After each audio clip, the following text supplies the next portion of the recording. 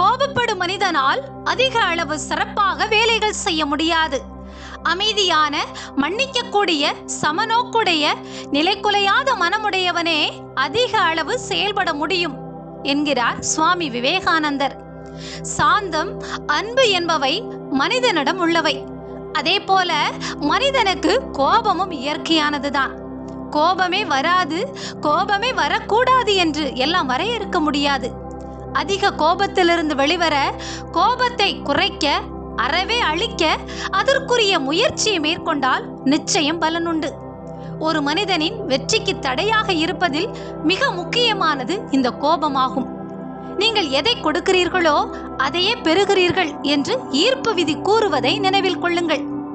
கோபத்திற்கு மூல காரணம் அறியாமை, இயலாமை, அதிகாரம், தாழ்வு மனப்பான்மை, வறுமை, கண்மூடித்தனம், திறமையின்மை, தனக்கு எல்லாம் தெரியும் என்கிற அகங்காரம், ஆணவம், கர்வமும் தான். எவன் ஒருவன் தனது கோபத்தை தடுத்துக் கொள்ளுகிறானோ அவன் தன்னுடைய பெரிய எதிரியை வெற்றி கொண்டவன் ஆகிறான் என்கிறது லத்தீன் பழமொழி. ஒருவர் நம்மை திட்டினால் அவரை விட மோசமாக திட்டி பழிவாங்கும் வரை நம் மனம் ஓயாது. மோசமான வார்த்தைகளால் திட்டிவிட்டோம் என்று சந்தோஷப்படுபவருக்கு ஒரு குட்டி தகவல்: உடல் அளவில் பாதிப்பு உண்டாவது அதிக கோபப்பட்டவருக்கு மட்டும்தான். கோபம் கொள்வதால் உடலில் எந்த மாதிரியான பிரச்சனைகள், பாதிப்புகள் உண்டாகும் என்பதை இனி பார்க்கலாம். கோபத்தால் மத்திய நரம்பு மண்டலம் பாதிக்கப்படுகிறது. மூளையில் உள்ள இயக்க கட்டுப்பாட்டு மையங்கள் வேகமடைவதால் உடல் உறுப்புகள் வேகமாக இயங்குவதோடு உடலில் உள்ள சுரப்பிகள் அதிக அளவில் சுரப்பு நீர்களை சுரக்கும். வியர்வை சுரப்பிகள் வேகமாக செயல்பட்டு உடல் முழுவதும் வியர்க்கிறது. தசைகள் விரைக்கும், முகம் இறுகும், இதயம் வேகமாக துடிக்கும். தசைகளில் எரிதல் நடப்பதால் கல்லீரலில் இருந்து அதிகப்படியான சர்க்கரை செலவாகும். உடலின் சூடு இயல்பு நிலையை விட அதிகமாக சூடாகும். உடலில் இரத்த நாளங்கள் சூடாவதால் நரம்பு மண்டலத்தின் வேகம் அதிகமாகிறது. இதனால் மூளையில் உள்ள உணர்ச்சி நரம்புகள் தூண்டப்பட்டு கோபம் அதிகமாகும். பேச்சு சப்தம் கூடிக்கொண்டே போவதால் உச்ச ஸ்தானத்தில் முடிவடையும்.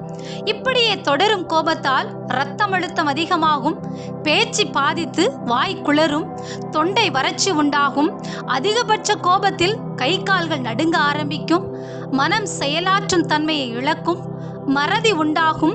அதிகப்படியான சோர்வு, அசதி, பலவீனம், தூக்கமின்மை, பசியின்மை, அஜீரணம், மலச்சிக்கல், தலைவலி, மயக்கம் உண்டாகும்.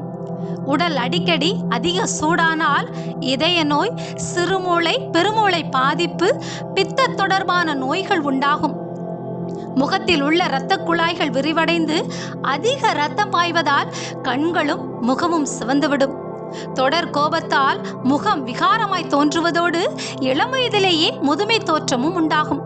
இதோடு சர்க்கரை வியாதி, இரத்த கொதிப்பு என மிக பெரிய பரிசை நமக்கு இலவசமாக வாரி வழங்கும் வள்ளல் தான் இந்த கோபம். கோபம் தலை தூக்கும் போது அதன் பின்விளைவுகளை சிந்தித்து பாருங்கள். அமைதியாக இருந்தால் கோபம் நம்மை அசைக்க முடியாது என்பதுதான் உண்மையும் கூட. அமைதி உள்ளுணர்வுக்கு வலிமை அளிக்கிறது. வலிமை பெற்ற உள்ளுணர்வால் கோபத்திலிருந்து விலக்க முடியும். வெறுப்பை கைவிட்டு மற்றவர்களையும் நேசிக்க வேண்டும். நிதானமாக கோபமூட்டிய நபரின் சூழ்நிலையை ஆராய்ந்தால் போதுமானதே. உடல் நலத்தை மனதில் கொண்டு நோயின்றி வாழ விருப்பமா? இனி கோபம் வரும்போது முதலில் தண்ணீர் குடியுங்கள். கோபமூட்டும் சூழலை விட்டு அகலுங்கள். குளிர்ந்த நீரில் முகம் கழுவுங்கள்.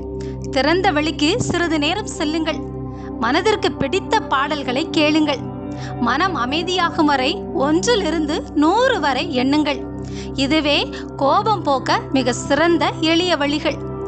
எல்லாம் இழந்துவிட்டு காலம் கடந்து யோசிப்பதை விட கோபம் எனும் அரக்கனை வேரோடு வீசி எறியுங்கள். கோபம் வரும்போது தன்னை அடக்கிக் கொள்பவன்தான் உண்மையான பலசாலி. இனி நாம் அனைவரும் பலசாலிகள் தானே?